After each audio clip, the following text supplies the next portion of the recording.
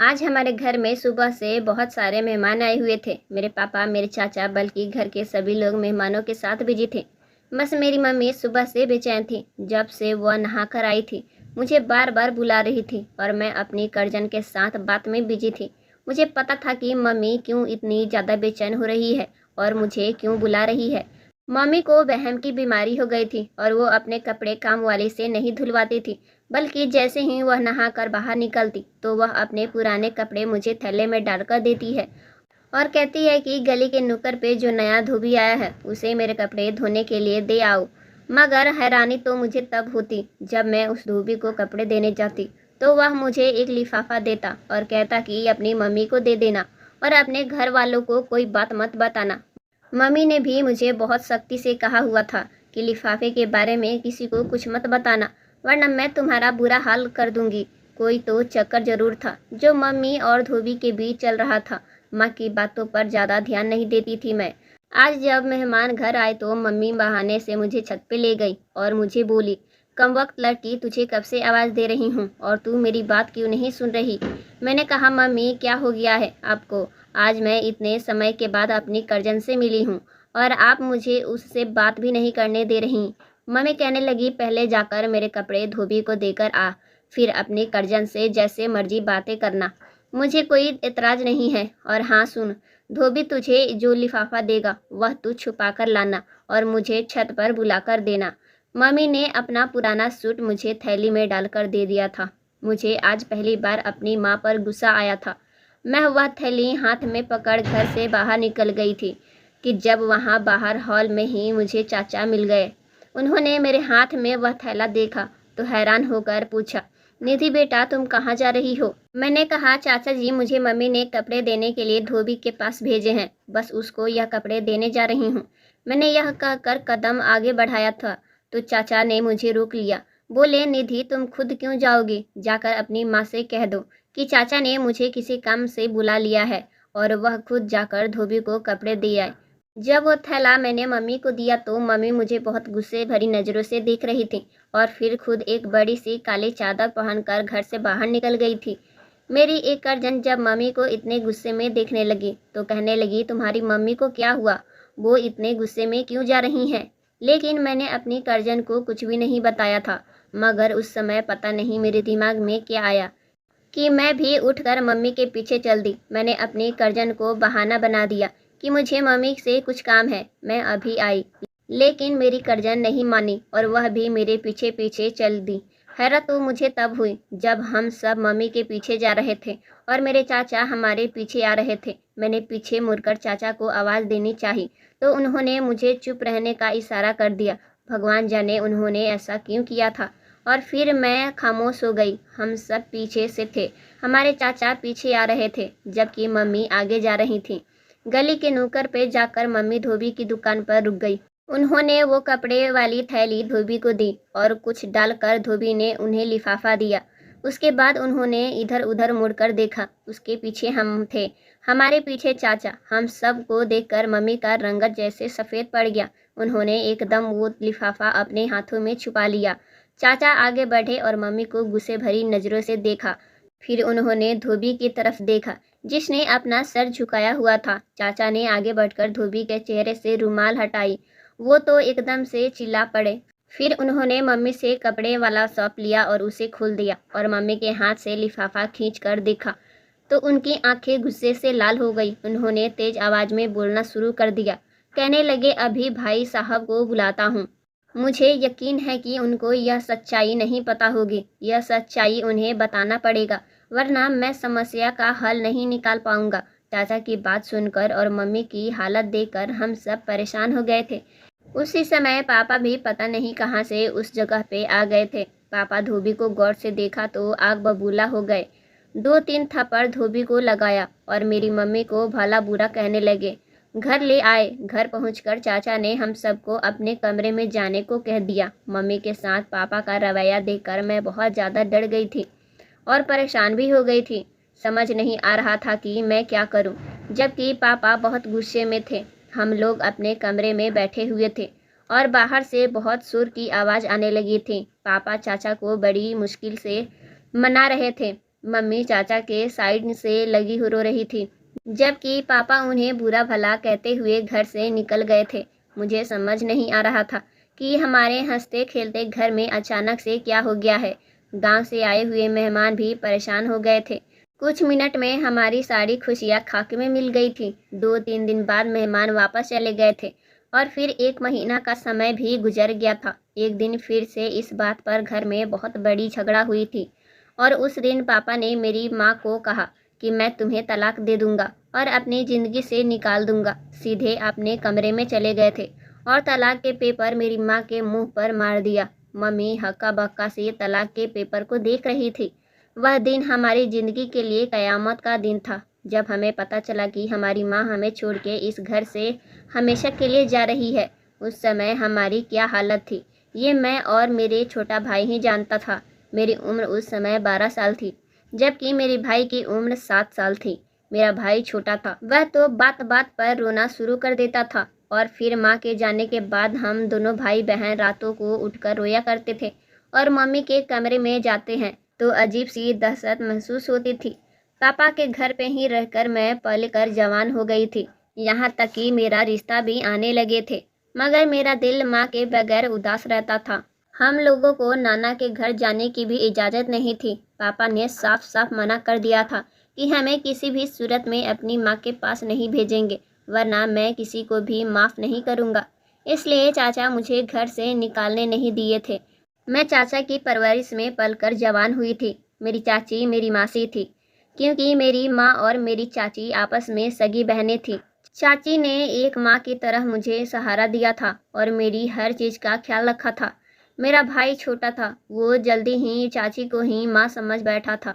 इन्हीं दिनों मेरा रिश्ता आना शुरू हो गया था। पापा को ना जाने क्यों मेरी शादी कितनी जल्दी थी। हालांकि अभी मैं 19 साल को हो गई थी और फिर एक रिश्ते को पापा ने डन कर दिया। लड़के का नाम शिवम था और मिडिल क्लास घराने से संबंध रखता था। उसकी अपनी दुकान थी, मगर शक्ल सूरत का खास नहीं था। सांवले रंग का था, कद काठी भी आम सी थी, इसलिए मैं उसे खास पसंद नहीं करती थी और फिर शादी कर दी गई। मैं अपनी माँ के बगैर बहुत उदास रही थी। चाची ने मुझे बहुत सहारा देने की कोशिश की, मगर मेरे आंसू रुक नहीं रहे थे। मुझे रो रो कर अपने पापा पर गुस्सा आ रहा था कि उन्होंने मेरी माँ को घर से निकाल कर अच्छा नहीं किया। आखिर मेरी माँ का कसूर क्या था? मुझे अपने आप से सख्त नफरत महसूस हो रही थी। मैंने चाची के सामने हाथ जोड़ दिया और भगवान के लिए चाची, अब तो मैं बड़ी हो गई हूँ, मेरी शादी भी होने वाली है, मुझे सारी हकीकत बता दें कि मेरे बाप ने मेरी माँ को तलाक देकर घर से क्यों निकाल दिया, वो भी इतनी छोटी सी बात पर। कोई अपने घर को कैसे बर्बाद कर सकता है? मेरी बात सुनकर चाची ने मेरे आंसू पोंछे और बोली, निधि मैं समझ सकती हूँ कि तुम्हारा दर्द क्या है, मगर सारा दोष तुम्हारे पापा का भी नहीं था, कुछ गलती तुम्हारी माँ की भी थी। अगर तुम कहो तो मैं तुम्हारी माँ की सारी हकीकत तुम्हें सुना देती हूँ, मगर पहले मुझसे वादा करो कि कभी अपने बाप के सामने इस बात का शिकवा नहीं करोगी कि उन्होंने अपनी औलाद के साथ जुल्म क्यों किया। मैंने चाची से वादा किया, तब उन्होंने जाकर मुझे पूरी सच्चाई बताई। निधि, वर्ष पुराना बात है, जब हम दोनों बहनों की शादी नहीं हुई थी। यह राज मैं शादी से पहले तुम्हें इसलिए बताना चाहती हूँ ताकि तुम्हें अपनी ज़िंदगी गुजारने में आसानी रहे और तुम कोई ऐसी गलती ना करो कि तुम्हारा पति तुमसे नफरत करे। तो यह सालों पहले की बात है। मैं और दीदी अपने पापा के घर बहुत ही ऐशो आराम से रहते थे। हमारे पापा के पास ज़मीनों की कोई कमी नहीं थी, पूरे गांव के प्रधान थे और ज़मीनों से इतनी आमदनी हो जाती थी कि हमारे घर में पैसे की कोई कमी नहीं थी। हमारी शादी की उम्र हो गई थी, मगर पापा हमें और पढ़ाना चाहते थे। यही वजह थी कि पापा चाहते थे कि हम लोग घर के काम ना करें, बल्कि अपनी पढ़ाई पर ज़्यादा ध्यान दें, और इसी मकसद के लिए उन्होंने घर में एक टीचर का भी इंतजाम कर दिया था। और जैसा कि बेटा तुम जानती हो कि गांव में शिक्षक को ज़्यादा महत्व नहीं दिया जाता है। लड़की की शादी की उम्र होने ते ही उनकी शादी में बंधन में बांध दिया जाता है। और यही वजह थी कि गांव का माहौल देखते हुए हमारे अंदर भी पढ़ने की कोई इच्छा नहीं थी और ना ही हम पढ़ने में बहुत ज़्यादा तेज़ थे। हमारे टीचर ने पापा को बता दिया कि इन लड़कियों को बहुत ज़्यादा मेहनत की ज़रूरत है, जबकि हम लोग दिन रात भर काम में बिजी रहते थे और पढ़ाई से दूर भाग रहे थे। पढ़ाई के लिए मेहनत नाम की बल्कि पसंद नहीं थी। फिर घर का काम भी इतना था कि संभाले बगैर गुजारना मुश्किल था। पापा ने समस्या का हल ये निकाला कि एक नौकर घर ले आए। उनसे लड़का का नाम हेमंत था। बड़ा ही जिम्मेदार लड़का था। आते ही उसने हमारे घर को सारी जिम्मेदारी संभाल ली थी। सुबह सुबह हम दोनों बहनों को नाश्ता तक बनाकर दे देता था। वह घर के कामों में बिजी रहता था और हम टीचर के साथ पढ़ाई में बिजी रहते थे। हमारा नौकर काम करता था और हमें घर के काम नहीं करने देता था, इसलिए अब हमारे पास समय ही समय था। मम्मी से ज़्यादा काम होता नहीं था क्योंकि उनके घुटनों में दर्द रहता था। दिन कुछ यूं ही खूबसूरती से गुजर रहे थे। दीदी का दिमाग तो कुछ तेज था पढ़ाई में, लेकिन मैं थोड़ा कमज़ोर थी। एक दिन मैंने ध्यान दिया तो देखा कि टीचर हमें पढ़ा रहे थे और दीदी किसी ख्याल में गुम थी। वह धीरे धीरे मुस्कुराए जा रही थी। टीचर ने दीदी को डांटना शुरू कर दिया, मगर दीदी पर इस बात का कोई ऐसा एहसास नहीं हुआ था। रात को हम लोग सोने के लिए लेटे तो दीदी कहने लगी, संजना तुम जाओ दूसरे कमरे में, मुझे कुछ काम है यहाँ, तो तुम डिस्टर्ब हो जाओगे और तुम्हारा नींद भी खराब हो जाएगा। दीदी के बात सुनकर मैं दूसरे कमरे में जाकर अपना बोरिया बिस्तरा लगा कर लेट गई, मगर मुझे पता नहीं नींद क्यों नहीं आ रही थी और पता नहीं दीदी ने मुझे अपने कमरे से क्यों निकाला है। उस दिन पापा एक रात के लिए कहीं गए हुए थे। उन्होंने अगले दिन आना था, मगर रात के 12 बजे दरवाजे पर दस्तक हुई। मैंने सोचा कि दीदी पढ़ाई में बिजी होगी। दरवाज़ा बहुत ही हल्की सी थी। मैंने जाकर दबे पाँव दरवाज़ा खोल दिया। देखा तो सामने पापा खड़े हुए थे। पापा आप इस समय? मैंने पापा से पूछा। हाँ संजना बेटा, मैं घर आ गया हूँ। जाना तो मैं दूसरे शहर जाना था, मगर मौसम बहुत ख़राब हो गया है। सोचा सवेरे ही चला जाऊंगा, हो सकता है कि रात में बारिश हो जाए। वैसे भी रात का सफ़र कुछ ठीक नहीं है। पापा मुझे बात कर रहे थे कि तभी साथ वाले सर्वेंट क्वार्टर से खटपट की आवाज़ें आने लगी। पापा यह देखकर घबरा गए कि सर्वेंट क्वार्टर में हल्की हल्की रोशनी भी आ रही थी। हालांकि इस समय हमारा नौकर गहरी नींद में सो रहा था। पापा को शक हुआ और शक भरी नज़रों से इधर उधर देखा, जबकि घर में पूरी तरह खामोशी छाई हुई थी। जब अपने तेज आवाज़ में हमारे नौकर को पुकारा था, हेमंत क्या हुआ, सो रहे हो क्या? पापा की आवाज़ सुनकर भी उसने कोई जवाब नहीं दिया था। पापा ने मुझे घर की सारी लाइटें जलाने के लिए कहा था। मैंने भागकर सारी लाइटें ऑन कर दी थी, जबकि सर्वेंट क्वार्टर में अब तक खामोशी छाई हुई थी। पापा ने आगे बढ़कर दरवाज़ा खटखटाया, मगर हेमंत ने कोई जवाब नहीं दिया। हेमंत जवाब क्यों नहीं दे रहे हो? वहाँ से निकलो। पापा जाने क्यों इतना गुस्सा कर रहे थे। हालांकि हेमंत हमेशा ही अपना दरवाज़ा बंद रखता था। जब उसने दरवाज़ा नहीं खोला तो पापा ने अपने चौकीदार को बुलवाया। चौकीदार ने जोर लगाकर दरवाज़ा तोड़ दिया था। वो सामने का मंजर देखकर मेरी आंखें फटी की फटी रह गई। कमरे के अंदर हेमंत के अलावा दीदी भी थी। उसका रंग उड़ा हुआ था और चेहरे पर परेशानियां, शर्मिंदी एवं जान क्या क्या था। वह सब देखकर पापा की आंखों में खून उतर आया था और उससे पहले कि पापा उनकी जान ले लेते, उसी समय शोर की आवाज़ सुनकर माँ भी कमरे से भाग भाग कर आ गई थी। देखा तो पति बेटी को भला बुरा कह रहे थे। मेरी माँ को जान पर बनाई थी। वह अपनी बेटी को बचाने लगे। पापा ने उन्हें भी धक्का दे दिया कि तुम्हारी गलत परवरिश की वजह से हमारी बेटी यहाँ तक पहुँच गई। अरे तुमसे एक बेटी भी संभाली नहीं गई। मैंने तो सोचा था कि मेरी बेटियाँ पढ़ लिख कर मेरा नाम रोशन करेंगी। पापा के करे शब्द सुनकर मेरा तो दिल तड़प के रह गया था। दीदी आपने यह क्या कर दिया? जरा भी नहीं सोचा कि हमारी पढ़ाई का क्या होगा, पापा के सपनों का क्या होगा? भगवान जाने कि यह चक्कर कब से चल रहा था। उस दिन पापा दीदी को जान से ही मार देना चाहते थे। तब उन्होंने एक और फैसला किया। हम सबको तैयारी करने को कहा और दीदी और हेमंत को कमरे में बंद कर दिया। पापा का यह गुस्सा देखकर हम में हिम्मत ही नहीं हुई कि हम कोई दूसरा बात कर सके। हम सब अपना काम में लग गए थे। सामान बांधने का मतलब क्या था कि हम किसी दूसरे शहर जा रहे थे, मगर पापा के रहते हम पर क्या खतरा हो सकती थी। उन्होंने चौकीदार को आवाज़ दी और सर्वेंट क्वार्टर पर तेल छिड़कने को कहा और यह सुनकर तो मेरी रूह कांप गई थी। मैंने जल्दी से जाकर मम्मी को बताया। वह रोती हुई बाहर आई और पापा से बोली कि भगवान के लिए ऐसा मत करो, वो तुम्हारी भी बेटी है और ऐसा करने से भी हमारी बदनामी होगी। भगवान के लिए अपनी बेटी को माफ़ कर दो। अगर तुमने दोनों को इस तरह ख़त्म कर दिया, लोग तुम्हें भी बुरा भला कहेंगे कि जवान बेटी को जाने क्यों जलाकर मार डाला। ये सुनकर पापा सोच में डूब गए थे और फिर उन्होंने कुछ सोचते हुए दरवाज़ा खोला। दीदी को कमरे से निकाल दिया। दीदी पापा की डर की वजह से रो रही थी और वो रोती हुई पापा के पाँव में गिर पड़ी। पापा, भगवान के लिए मेरी जान ले ले, मगर हेमंत को यहाँ से जाने दे। मैं ही उसके पास गई थी। दीदी का जुनून देखकर पापा को और भी गुस्सा आ गया और बोले, अब एक भी शब्द मुंह से निकाला तो मुझसे बुरा कोई नहीं होगा। तुझे भी उसके साथ जिंदा जला दूंगा। मनहूस, तुझे शर्म नहीं आई? अपनी बाप की इज्जत को यूं नीलाम कर दी। पापा का गुस्सा देखकर दीदी चुप हो गई, मगर मैं जानती थी कि वह भी हेमंत के बिना जिंदा नहीं रह पाएगी। हेमंत भाई के साथ उसकी मोहब्बत ना जाने कब से चल रही थी, जबकि मैं इस बात से बेखबर थी। पता होता तो पहले कुछ कर लेती। पापा ने हम सबको गाड़ी में बैठने को कहा और क्वार्टर पर तेल डालकर आग लगा दी गई। इससे पहले कि हेमंत की दर्दनाक चीख हम सबको सुनाई मिलती, कुदरत ने हमें एक और मौका दिया था। गाड़ी अभी घर से निकल भी नहीं पाई थी कि तभी पापा की गाड़ी खराब हो गई। और वहीं एक पल था जब दीदी रोती हुई मेरे पास आई थी और बोली, संजना, भगवान के लिए किसी तरह से हेमंत को बचा लो। तुम जाकर दरवाज़ा खोल दो और किसी भी बहाने से जाकर चौकीदार से कह दो कि किसी तरह हेमंत को बाहर निकाल दे। अगर हेमंत मर गया तो मैं खुद को कभी माफ़ नहीं कर पाऊंगी। उसकी हालत देखकर मुझे गाड़ी से उतरना पड़ा। पापा की आंख बचाकर मैं भागती हुई चौकीदार के पास पहुंची थी।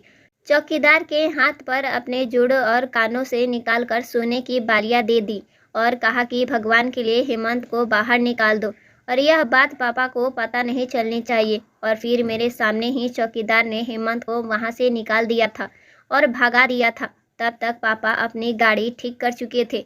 वह बहुत गुस्से में थे और सर्वेंट क्वार्टर अब तक आधा जल चुका था। पापा हमें लेकर वापस अपने पुराने गांव आ गए। यहाँ आकर हमारी शादी उन्होंने अपने दोस्त के छोटे बेटे से कर दी और दीदी की शादी बड़े बेटे से, यानी कि तुम्हारे पापा से। हमारे तरफ से तो सब सही हो गया था। हम समझते थे कि अब सब सही हो जाएगा, मगर दीदी और हेमंत वाली बात सबको पता चल चुकी थी और इस खबर ने हमारी इज्जत को खाक में मिलाकर रख दिया था। हम दोनों बहनों की शादी तो हो गई थी, मगर ससुराल में हमारी कोई इज्जत नहीं थी, जबकि पापा के मुताबिक यह सब हमारे अपने कर्मों का फल था। हम लोगों ने भी अपनी ज़िंदगी से समझौता कर लिया था और फिर इस तरह से 10 से 15 साल गुजर जाने के बाद अपनी वफादारी और सेवा से हमने इस घर में और इस घर के लोगों के दिलों में जगह बना ली थी। हमारी इस घर में इज्जत और सम्मान बनने लगी थी। जो बहू को दिया जाना चाहिए था वह मिलने लगा था, मगर फिर हमारी ज़िंदगी में तूफान आ गया जिसके बारे में हमने सोचा भी नहीं था। दीदी को कहीं से मालूम हो गया हेमंत जिंदा है और वह सबसे छुपकर उससे मिलने जाने लगी। वह धोबी का रूप बनाकर हमारे घर के आसपास ही दुकान बनाकर रहने लगा था। उसे भी अंदाजा नहीं था, उसे भी नहीं पता था कि वह किस आग में हाथ जला रहा है। जब मुझे पता चला कि दीदी हेमंत से मिलने लगी है तो मैंने उन्हें मना किया था कि वह इस सब से बाज आ जाए, मगर वह कहती कि मैं हेमंत से सच्ची मोहब्बत करती हूँ, मैं उसके बिना नहीं रह सकती। मैंने दीदी को बहुत समझाया था कि अब तुम्हारा बच्चा और तुम्हारा पति है, अपने परिवार पर ध्यान दो, यह सारी फिजूल वाली बातें छोड़ दो। मगर दीदी ने मेरी बात ना मानी और दीदी ने डरामा रचाया कि उसके बहन की बीमारी हो गई है और काम वाली उसके कपड़े ठीक से नहीं धो रही है। कपड़े धोने के बहाने धोबी के पास चली जाती हैं और कई घंटे वापस न आई। जब तुम्हारे पापा को शक हुआ तो वह तुम्हारे हाथों अपने कपड़े धोबी को पहुंचाने लगी। मैं वह एक खत लिख कर रख देता और धोबी तुम्हें खत लिफाफे में रख कर देता। तुम्हारी माँ का इस उम्र में भी अपने प्रेमी से चक्कर चल रहा था, हालांकि अब वो एक जवान बेटी की माँ बन चुकी थी। मैंने उन्हें मना किया मगर वह नहीं मानी थी। अब तुम्हारे चाचा को यह बात कैसे पता चली यह तो मैं नहीं जानती। शायद हम दोनों की बातें वह सुन चुके होंगे, जिससे उन्हें पता चला होगा कि यहाँ धोबी बनकर बैठा हुआ था। दीदी ने सालों बाद अपने पति के साथ बेवफाई की थी, हालांकि ऐसा करना है एक औरत को शोभा नहीं देता। बेटा, तो यह थी तुम्हारी माँ की सच्चाई। मैं तो कहती हूँ कि तुम अपनी माँ को भूल जाओ।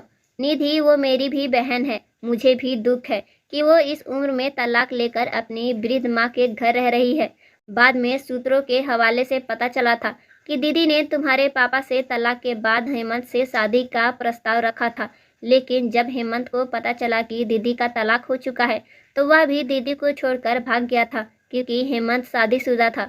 दीदी से पैसे ऐंठने के लिए दीदी से चक्कर चला रहा था, क्योंकि तुम्हारे पापा पैसे वाले थे और दीदी तुम्हारे पापा से मेहनत की कमाई हेमंत को लुटा रही थी। तब हेमंत को पता चला कि दीदी के पास सब कुछ भी नहीं है तो हेमंत भी उनसे दूर भाग गया।